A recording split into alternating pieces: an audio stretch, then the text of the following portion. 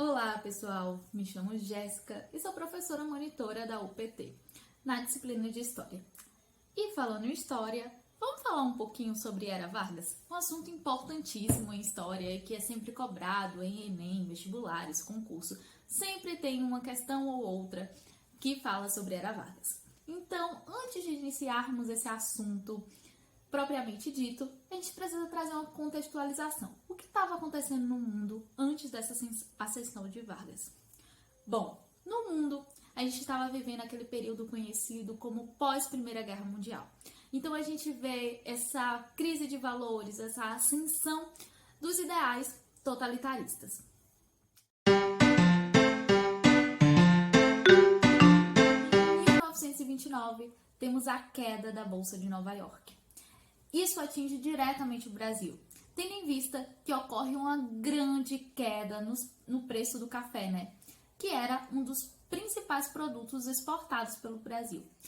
Mas falando de café, vamos para o Brasil, que eu já dei uma contextualização no mundo. Vamos para o Brasil. No Brasil, a gente estava vivendo a política do café com leite.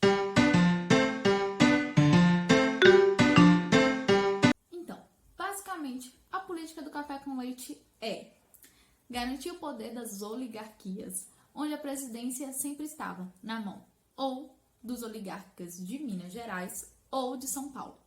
Então, quando a presidência estava na mão de um paulista, o próximo presidente seria mineiro. Só que isso será totalmente quebrado. O presidente Washington Luiz, paulista, nas eleições de 1930, ele deveria indicar um mineiro para presidente. Mas ele vai ser bem afrontoso, sabe? Ele vai indicar Júlio Prestes, que também é paulista. Bom, gente, vocês sabem, né? A oligarquia mineira não vai deixar barato. Desse modo, a oligarquia mineira vai fazer o quê? Romper com a paulista. E vai fazer o quê? Vem aqui, quero apoio político. Juntar com o Rio Grande do Sul e Paraíba e formar uma aliança liberal. E quem vai ser o candidato dessa aliança? Claro, aquele que a gente veio falar nesse vídeo, né? Getúlio Vargas. Então, Getúlio Vargas vai ser esse candidato. Tendo todas essas histórias, aí a gente vai ter as eleições, né? Depois desses BO entre Minas e São Paulo, então vai sair para a candidatura Júlio Prestes e Getúlio. Bom, gente, mas Júlio Prestes ganha a eleição. Ele nem vai chegar a assumir, tá? Ainda no governo de Washington Luiz, a Aliança Liberal passou a denunciar diversas irregularidades na eleição. E aí a gente vai ter uma coisa chamada Revolução de 30.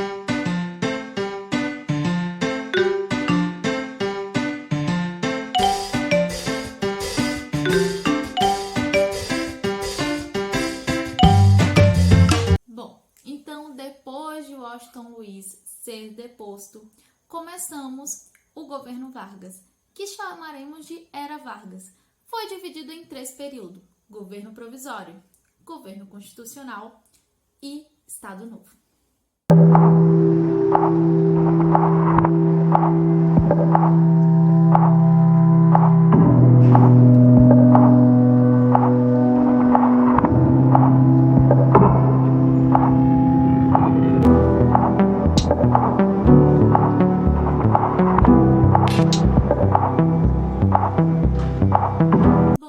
Governo provisório. O governo provisório, ele tem como característica a centralização do poder.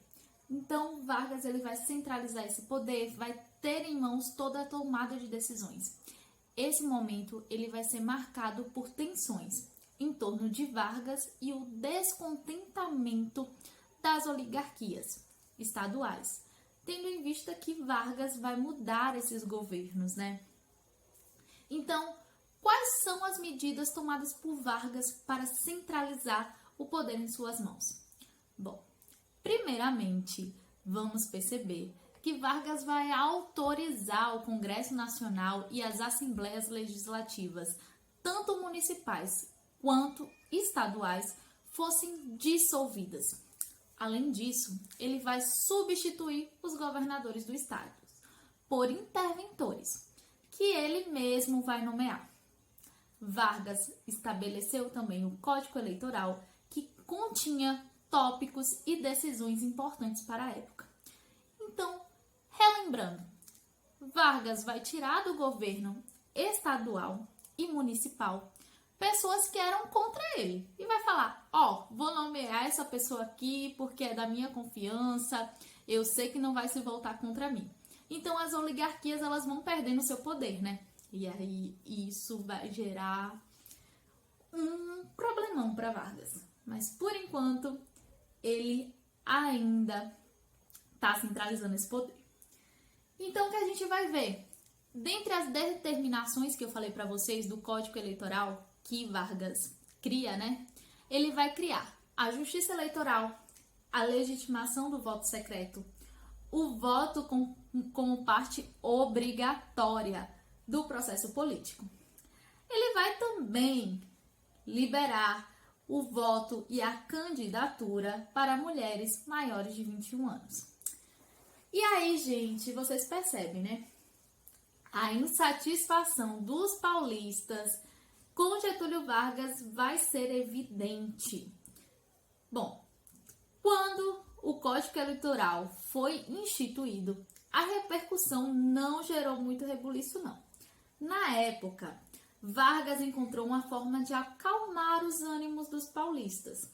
O presidente provisório decretou que em 1932 ele iria convocar eleições, né? Ele ia convocar umas novas eleições.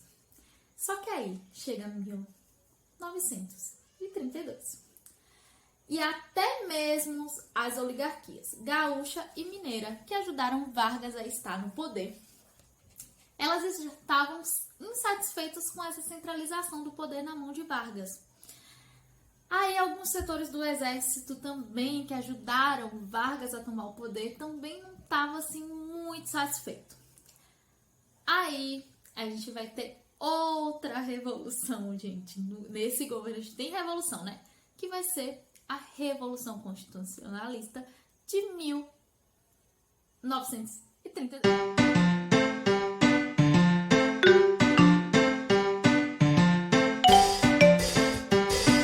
Bom, gente, então, após o fim da Revolução Constitucionalista de 1932, a gente vai dar um pulo para saber como é que finaliza esse governo provisório.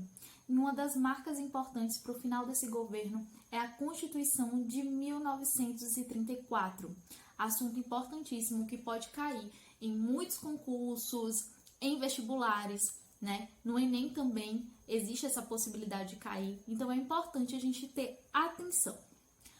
A Constituição de 1934, ela vai definir o Brasil como uma república federativa. Outra coisa também, define o sistema presidencialista. Lembrando que, com mandato de 4 anos, porém sem o direito de reeleição. Vai ter também, nessa Constituição, falando sobre as eleições diretas. O Código Eleitoral, que eu já falei para vocês, de 1932, e também vai ter uma legislação trabalhista dentro dessa Constituição. Também vai falar sobre a oferta do ensino primário gratuito e obrigatório. Nessa Constituição também estará especificamente falando que as eleições nesse ano, em 1934, acontecerá como forma de voto indireto. Então, no outro dia, Getúlio Vargas continuava no poder. Isso mesmo, Getúlio Vargas não queria largar esse poder mesmo. E aí a gente vai ter um novo passo, né, no segundo período da era Vargas, que vai ser o governo constitucional.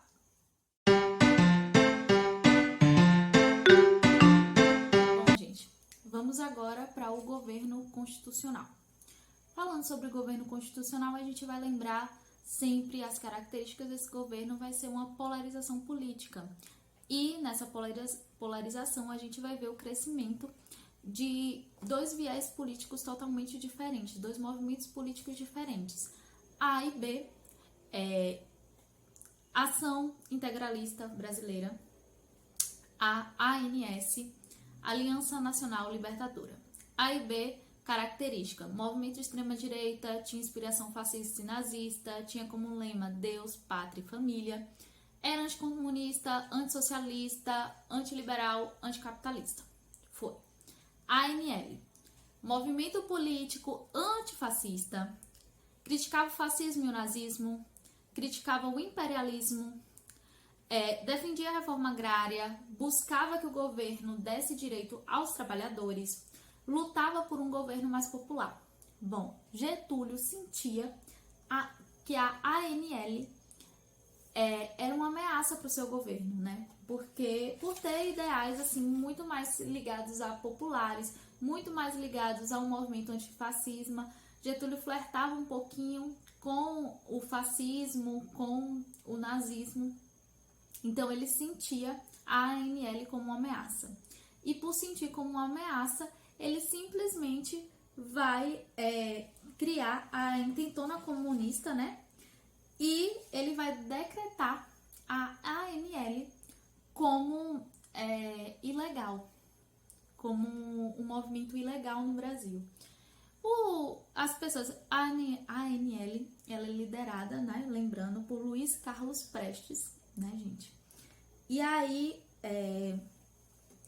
os manifestantes, eles começam a pegar em arma, a lutar contra isso, né? E aí o resultado serão várias prisões. E aí o governo vai aproveitar esse medo comunista que começa a se instaurar, né? Medo que o comunismo se instale através da ANL, através de Luiz Carlos Prestes. E aí Getúlio aproveita e decreta estado de sítio. Para ele era muito vantajoso decretar um estado de sítio no Brasil, né? Tendo em vista que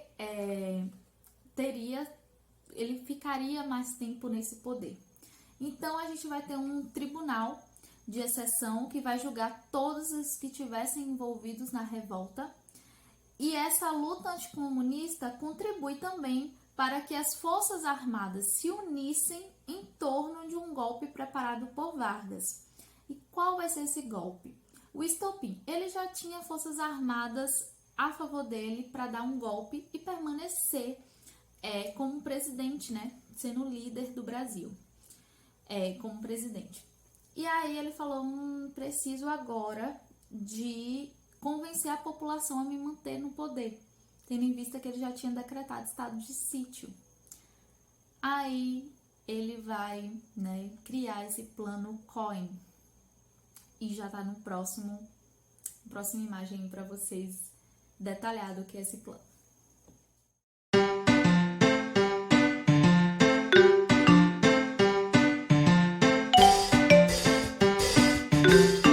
Bom, gente, então vamos resumir que esse vídeo ficou enorme.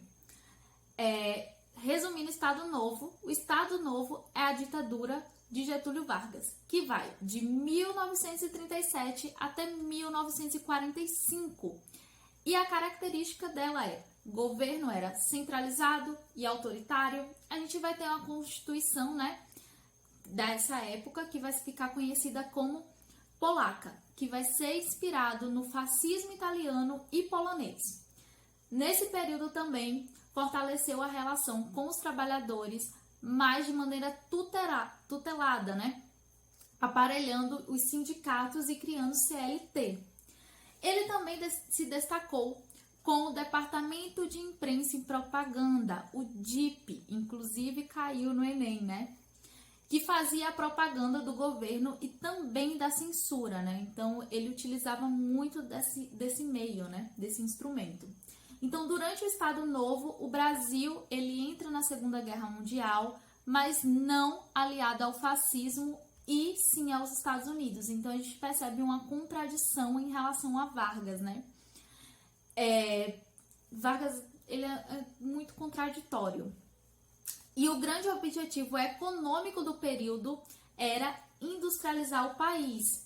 Por isso, vai ser criado vários órgãos de apoios e estatais, né?